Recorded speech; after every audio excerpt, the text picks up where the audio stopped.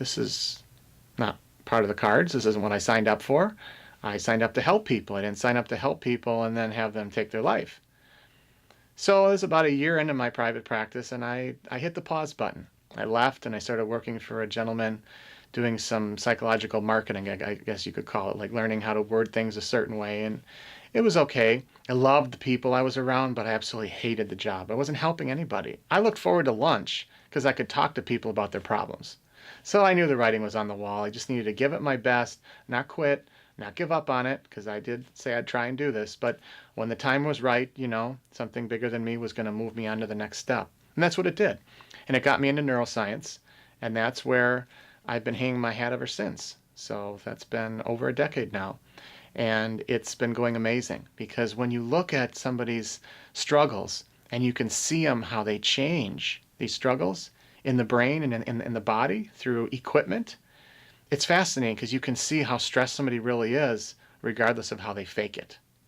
And you can see how relaxed somebody is regardless of how much they try to or not try to. And it wasn't until a few years ago that the apple hit me on the head, so to speak, and I combined both my businesses. I still had my counseling, business. It was called A Light of Hope.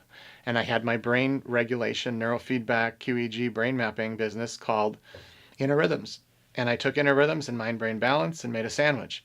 And that's how we came out with, Inner Rhythms and A Light of Hope. And we became Mind Brain Balance. And I really believe that it is a very unique niche that we've found, and that there aren't a lot of doctors that are doing mental health, and there aren't a lot of mental health people doing anything medical or clinical related objectively to the brain. So I feel that we have a very unique offering. And ever since entering a doctorate program in psychophysiology, which is the study of mind, body, and brain interaction together, I realized there's a lot of people like me that didn't want to be a therapist anymore, or really liked more of the techs and the gadgets type of things.